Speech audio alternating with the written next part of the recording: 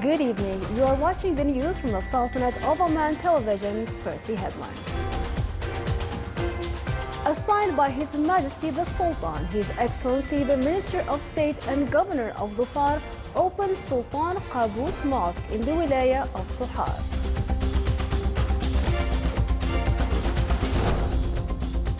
Under the theme Enhancing Health Through Life Cycle, the University of Virginia in U.S. hosts the annual symposium of Sultan Qaboos Cultural Center in Washington.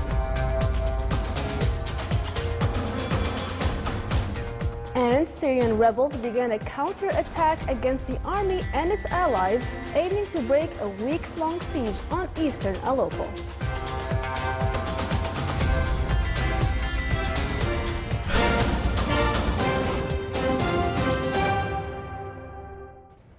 Those were the headlines. Now for the news in detail. His Majesty Sultan Qaboos has sent a cable of condolences to His Majesty Emperor Akihito of Japan on the death of his uncle, Prince Mikasa. Assigned by His Majesty Sultan Qaboos, His Excellency Sayyid Mohammed bin Sultan bin Hamoud Al Busaidi, Minister of State and Governor of Dhofar, opened Sultan Qaboos Mosque in the Wilaya of Sohar in the Governorate of North Al-Batana. The mosque is located on an area of 181,000 square meters, a construction area of 28,778 square meters. The remaining area includes landscaping, green areas, external works, and parking. The mosque consists of a main prayer hall that can accommodate 4,600 persons, a room for imams of the mosque, in addition to a women prayer hall that can accommodate 740 persons. The mosque contains a library, classrooms, offices for maintenance and management of the mosque, rooms for the guard, 4 large 84-meter minarets, and a 45-meter dome, and a small garden for children. The mosque is characterized by beautiful patterns that combine the art of the ancient Islamic civilization and modern architecture. The Sultan Qaboos Mosque in the Wilaya of Sohar is one of the landmarks of the blessed Renaissance in the Wilaya, within a series of developmental achievements witnessed by the Wilaya during the prosperous era of the builder of the Renaissance of Oman, His Majesty Sultan Qaboos.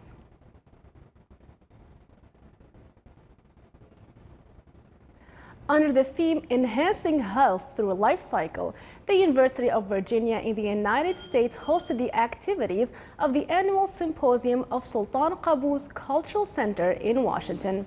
The event was attended by an Omani delegation chaired by His Excellency Dr. Ahmed bin Mohammed Al Saidi, Minister of Health, with the presence of Her Excellency Hunayna bin Sultan Al Mughayriya, Sultanate's accredited ambassador to the United States, and officials from the university.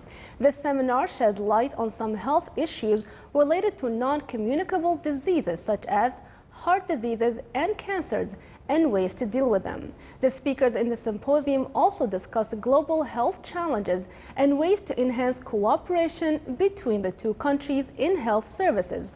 His Excellency, the Minister of Health, said that the event was a great chance for Omani participating delegation to get acquainted with the experience of the United States in general and the University of Virginia with regard to health issues. The seminar program also included visits to some specialized medical centers in Virginia.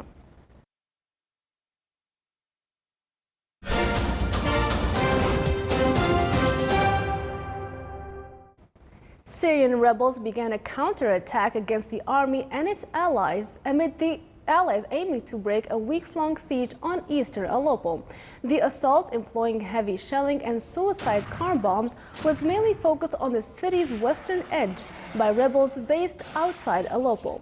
The Syrian Observatory for Human Rights, a British-based war monitor, said more than 15 civilians had been killed and 100 wounded by rebel shelling of government-held western Aleppo. Aleppo, Syria's biggest pre-war city, has become the main theater of conflict between the conflicting parties. The city has been divided for years between the government-held western sector and rebel-held east, which the army and its allies put under siege this summer and where they launched a new offensive in September that medics said has killed hundreds.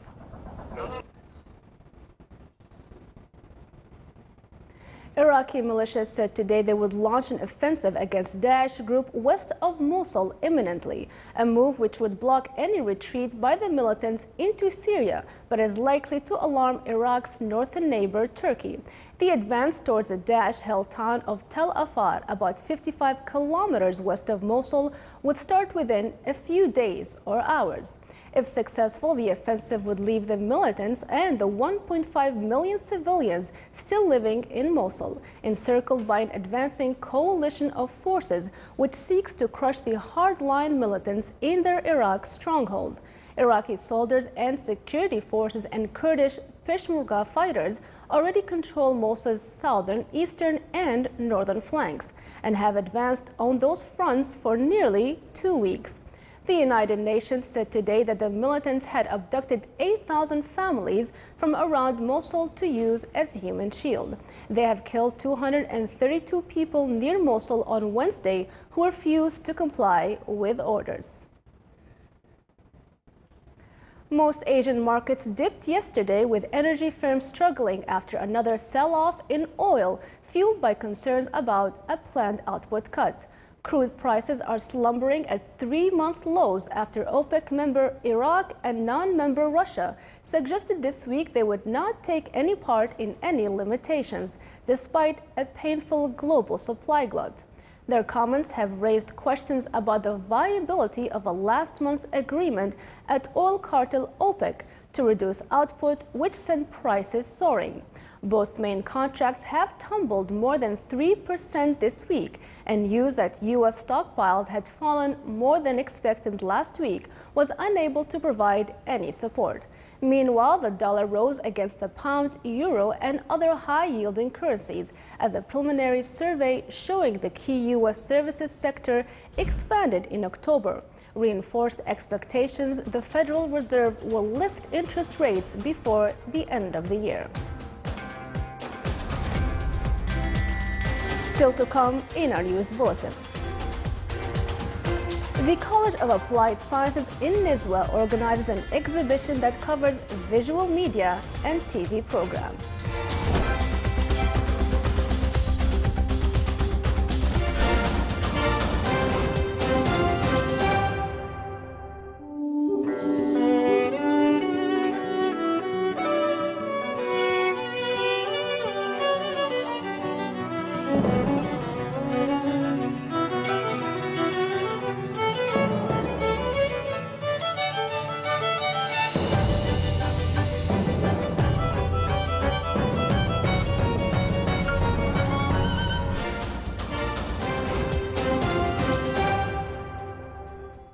Welcome back to the news from the Sultanate of Oman television. Raising awareness on the dangers of narcotics on the family was the most important aim of a seminar organized in the Wilaya of Bidya. It discussed through a number of work papers the impacts of narcotics on the society and ways to combat it. The activities also included performing some theatrical sketches and reciting poetry on the subject.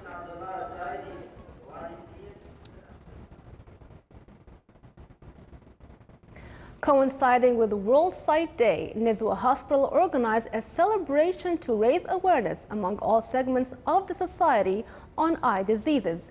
The event also shed light on the efforts being exerted by the hospital in this field. An exhibition on eye health was held on the sideline of this celebration.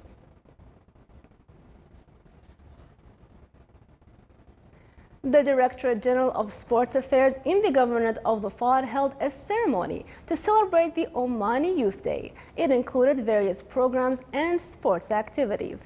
It also witnessed a seminar to highlight the importance of this category in building the country, as they are the generation on whom the future and the present of the nation rely. The ceremony also included a poetic evening that witnessed a participation from a group of poets and sports fans in the governorate. The Sports Days activities concluded in the Wilaya of Nasira in the Governorate of South Sharqiya. The event aimed to spread the culture of sports among the youth as well as benefit from their capabilities in serving the community. It witnessed a wide participation from members of the society and included various cultural and sports competition. The Omani Women Association in the Wilaya participated in the activities through an exhibition to showcase traditional handicrafts and artistic works made by the women.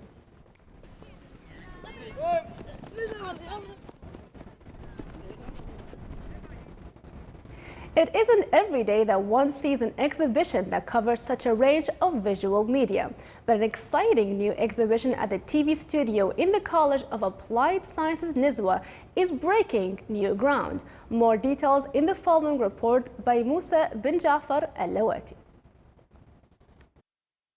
Welcome to the Turquoise Lounge, a rich exhibition of creative works spanning photography, films, music videos, corporate films, and TV talk shows, all conceived and created by students of the Mass Communication Department at the College of Applied Sciences Nizwa.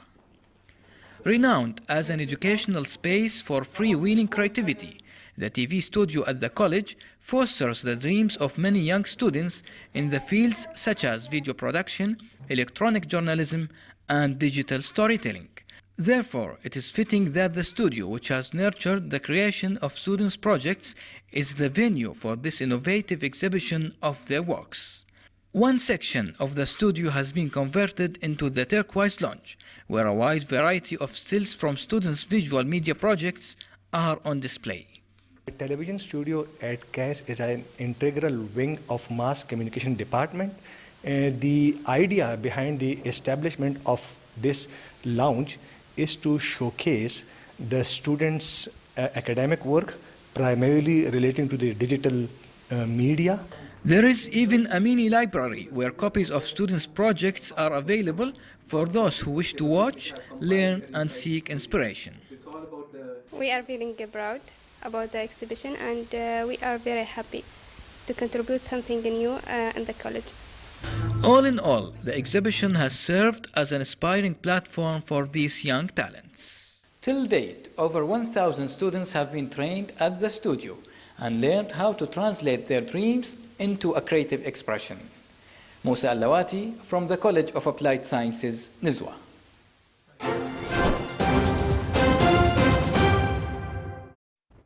Now for the general weather forecast around the Sultanate. Clear skies will prevail over most of the governorates with chances of cloud accumulation over the Hajar Mountains. Low clouds and fog early morning and late at night are expected on the governorates of South Sharqiya and Wasta. Winds will be north to northeasterly light to moderate over the coast of the Sea of Oman, while along the rest of the coast it will be south to southeasterly light to moderate. Seas will be slight with a maximum wave height of 1.25 meters.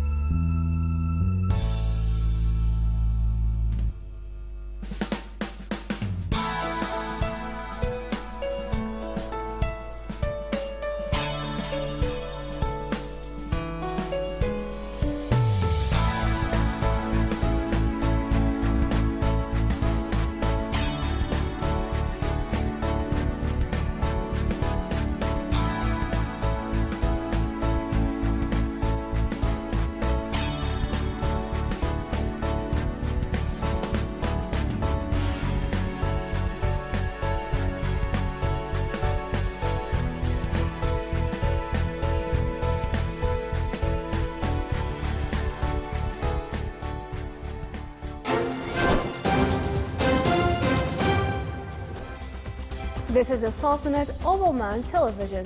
Before we end tonight's bulletin, here are the main points once again.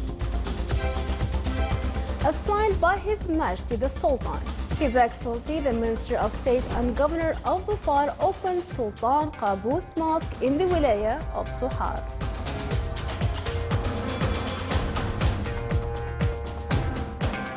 Under the theme Enhancing Health Through Life Cycle, the University of Virginia in U.S. hosts an annual symposium of Sultan Qaboos Cultural Center in Washington.